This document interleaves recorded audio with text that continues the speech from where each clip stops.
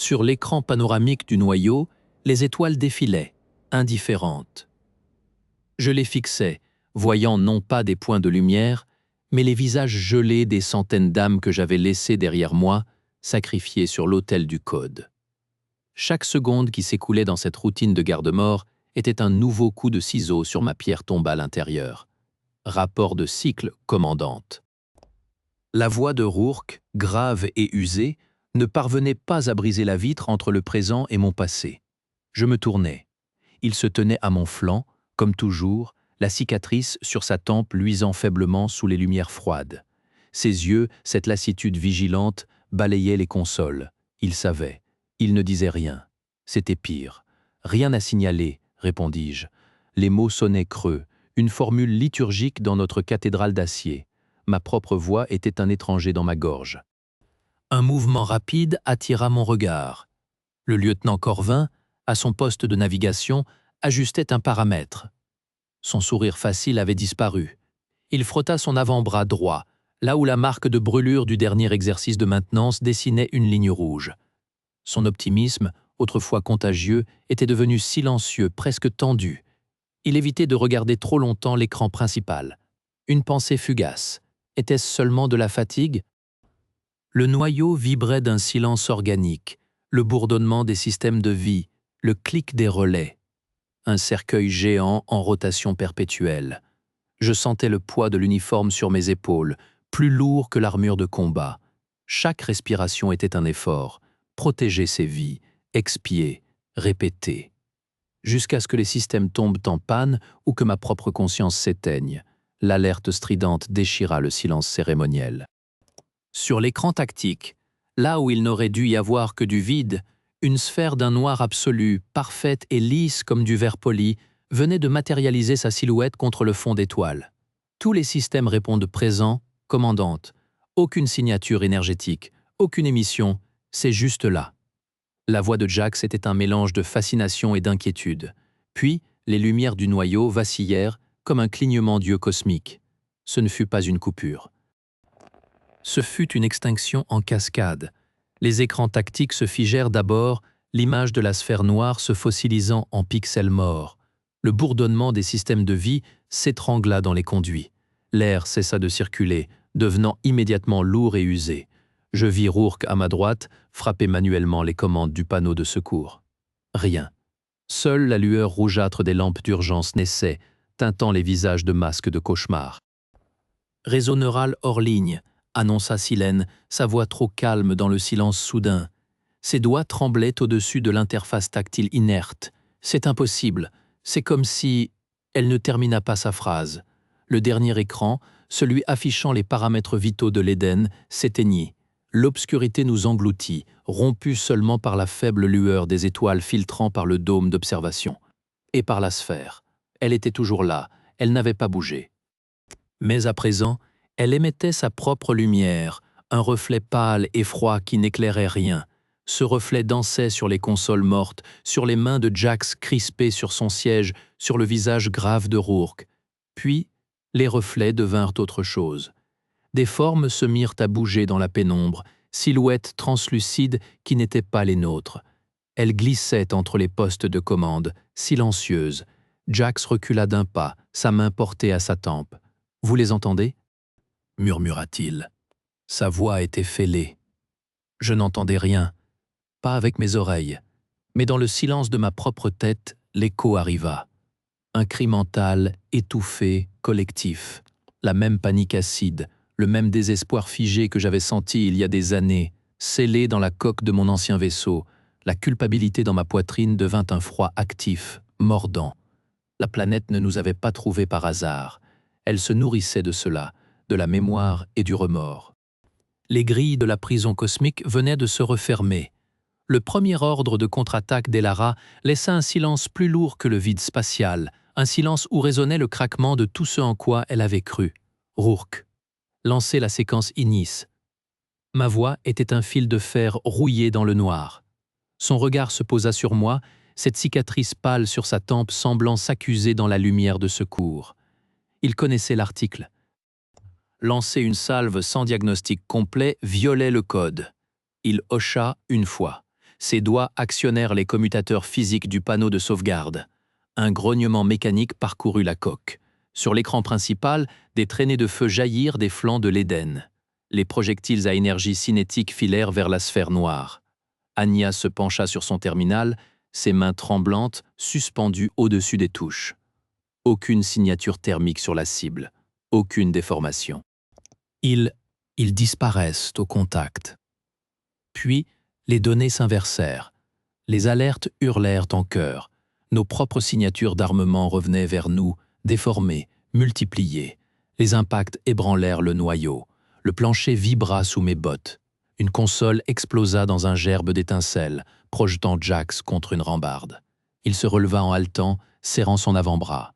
La brûlure y dessinait maintenant des veines sombres, un réseau de racines d'encre sous sa peau. « Elle absorbe l'intention », murmura Anya, son cynisme réduit en cendres. « Elle lit l'agression et la renvoie transformée. » Le terminal de Rourke émit un crépitement statique. Une image s'y figea, granuleuse, le visage déformé du dernier équipage, mes anciens, leurs bouches ouvertes sur le même cri silencieux que celui qui résonnait dans ma tête. Je fermai les yeux. Un instant seulement. Le choix, les données, la navette laissée derrière. Alors que les débris de leur propre artillerie s'écrasaient contre les boucliers de l'Éden, Jax se tourna vers elle, une marque noire et vitreuse naissant sur sa tempe, et murmura « Vous les entendez maintenant, commandante ? Ils chantent. » La surface de verre noir n'était pas froide. Elle était une absence de température, un vide qui aspirait la chaleur, la lumière et le son de ma combinaison. Je posai la main sur la sphère. L'impact fut immédiat et total. Ce n'était pas une invasion. C'était un effondrement. Les souvenirs de mon précédent équipage, ceux que je portais comme une chape de plomb, se liquéfièrent, coulèrent vers cette surface parfaite. Et en échange, l'abîme me rendit les siens. Des milliers de voix, des milliards, une civilisation entière se mirant dans ses propres créations, terrifiée par ce qu'elle y voyait.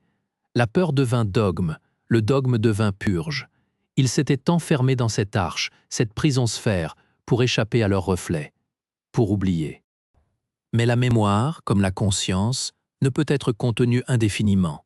Elle pourrit, elle a faim. Je compris alors le cri. Ce n'était pas une attaque. C'était un appel à l'aide désespérée, étouffée depuis des millénaires.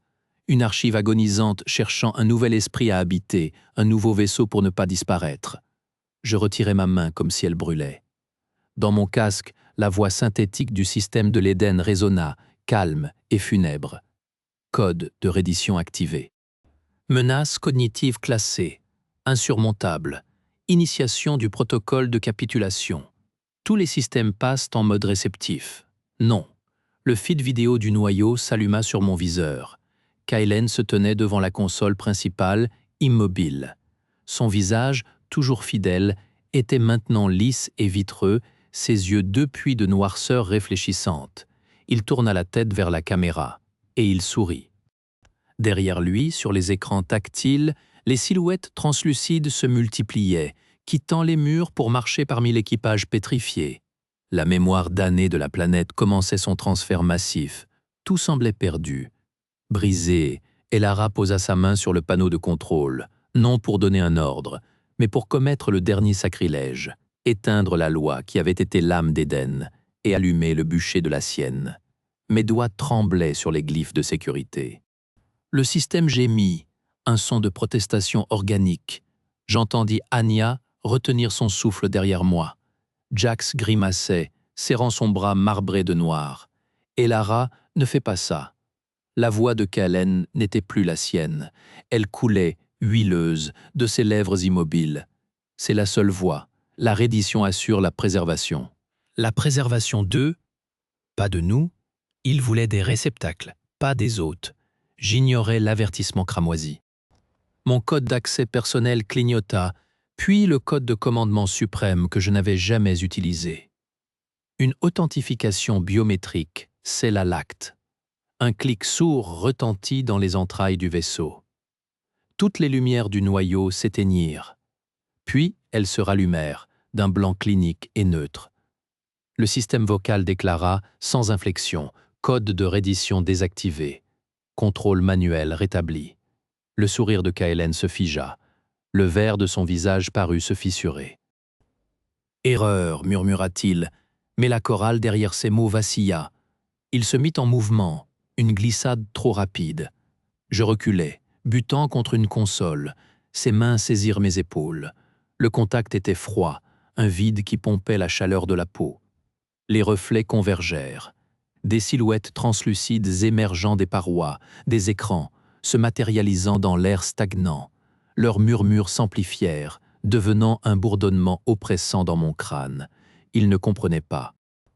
Il voyait seulement un conduit qui refusait de s'ouvrir. Anya cria mon nom. Jax tenta de se lever, mais sa blessure le cloua au sol, son visage tordu par une douleur qui n'était plus tout à fait physique. Les mains de Kaelen, froides comme le vide, se refermèrent sur mes épaules alors que les reflets convergeaient, et je sus que j'étais exactement là où je devais être, au seuil de la gueule du loup, une offrande volontaire. La conscience d'Elara se déchira dans un silence assourdissant, noyé dans un océan de souvenirs qui n'étaient pas les siens, des cités de lumière, un grand effroi, puis le grand reniement, l'emprisonnement volontaire dans la sphère parfaite pour échapper à leurs propres reflets. Les mains de Kaelen étaient les portes, le froid s'infiltra par elles, un siphon qui tirait sur mon âme. Mais je ne résistais pas, je me laissais tomber vers l'intérieur. L'espace psychique de la prison de verre n'était pas un lieu. C'était une compression, des milliards de vies réduites à leur dernier instant de terreur, un cri figé dans un matériau plus dur que le diamant. La faim était là, immense, désespérée. Elle ne voulait pas détruire, elle voulait se souvenir, elle voulait un véhicule, elle voulait moi. Tu as peur de ton reflet, pensai-je, où la pensée se forma dans la substance même de la mémoire. Tu as tout enfermé pour ne plus jamais le voir. La faim se tourna vers moi. Elle n'avait pas de mots, seulement une pression, une aspiration qui voulait vider mon crâne et le remplir de leur faim. Je lâchai la première digue. Non pas une attaque, une offrande. Le souvenir cuisant que j'avais enterré sous des kilomètres de protocoles et de rapports. L'odeur de la cabine de pilotage surchauffée. Les cris sur les canaux com qui se turent un par un. Le curseur clignotant sur mon écran. Sauvegarde des données de mission complète. Évacuation annulée. Le poids de ce choix. Froid et délibéré. La culpabilité. Pas une arme. Une blessure. La pression vacilla. Je versais le reste. La douleur de Kaelen, que je devinais dans son silence depuis des années. Le secret rongeant d'Anya. La peur naissante de Jax. La fatigue de 15 générations nées dans un tube d'acier, regardant des étoiles mortes. La peur humaine, brute, chaotique, inélégante. Notre reflet à nous. La prison de verre recula. Elle qui avait fui l'émotion, qui s'était purgée pour atteindre une perfection stérile, était submergée par ce qu'elle avait tenté d'oublier. Notre douleur était un miroir trop criant. Elle ne pouvait l'absorber sans se briser. L'aspiration cessa. Le froid se retira des épaules où les mains de Kaelen se crispaient. Dans le noyau de commandement qui me revint en surimpression, je le vis chanceler, ses yeux noirs retrouvant un éclat trouble, humain. Il lâcha prise, hagard. Les reflets se dissipèrent, non pas violemment mais comme un soupir. Les silhouettes translucides palpitèrent une dernière fois, et leur murmure mental se changea en un seul mot, ou en son impression. Assez. Puis ils furent partis. La sphère de verre noir, parfaite et lisse à l'extérieur du hublot, commença à s'éloigner. Lentement, silencieusement. Elle emportait avec elle la mémoire saturée, repue d'une émotion qu'elle ne pourrait jamais digérer. Autour de moi, le noyau reprenait vie dans un gémissement de système. Les lumières s'allumèrent par paliers. L'air recommença à circuler. Anya était effondrée contre une console, ses lunettes de travers, respirant par saccades. Elle fixait l'écran de diagnostic où l'emprise neurale de l'entité se rétractait comme une marée. Jax était à genoux, une main pressée sur sa brûlure. Les veines sombres sur son bras avaient pâli, laissant place à une cicatrice ordinaire. Il leva les yeux vers moi. Il n'y avait plus de chant dans son regard, seulement de l'épuisement et une question muette. Kaelen se tenait droit, la main sur sa tempe scarifiée. Nos regards se croisèrent. Je vis la compréhension y naître, puis l'acceptation. Il connaissait mon secret maintenant. Il l'avait vu, là-bas, dans le miroir. Il inclina légèrement la tête, pas un pardon, une reconnaissance. Les semaines qui suivirent furent un lent réapprentissage. L'Éden, libéré, poursuivit sa route. La planète de verre noir disparut des censeurs, retournant à son exil. Kaelen reprit son poste, plus silencieux que jamais, mais d'une loyauté sans faille. Nous ne parlâmes plus du passé. Nous n'en avions pas besoin. Anya enterra son cynisme avec l'artefact. Elle se consacra à l'étude des données résiduelles du contact, non plus par voracité, mais par respect. Pour donner un nom à ceux que nous avions rencontrés. Jax guérit. L'idéaliste en lui avait été brûlé, mais quelque chose de plus résistant avait pris racine. Il devint mon lien avec l'équipage, celui qui traduisait ma nouvelle. Distance, car j'étais changé. Je portais en moi un écho. Pas une possession, mais une résonance. La mémoire du peuple du verre était scellée, mais sa solitude, sa peur du reflet, tintaient au fond de mon crâne comme un diapason. Je percevais les émotions de l'équipage avec une acuité douloureuse. Je voyais leurs reflets intérieurs. Je devins un régulateur, un amortisseur pour les peurs collectives. Je n'étais plus seulement Elara Vos, commandante de l'Éden. Je n'étais pas non plus un reflet. J'étais la gardienne des reflets brisés, des leurs, des nôtres. Ce matin-là, plusieurs cycles plus tard, je me tenais devant le grand hublot du noyau. Les étoiles filaient, indifférentes. Dans leur lumière froide, je ne voyais plus le vide, je voyais le miroir.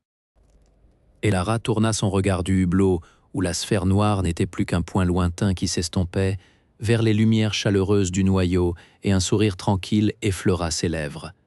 Elle n'était plus seulement Elara Vos, ni tout à fait un reflet. Elle était le pont entre deux naufrages, et dans cette solitude immense, elle avait enfin trouvé sa rive.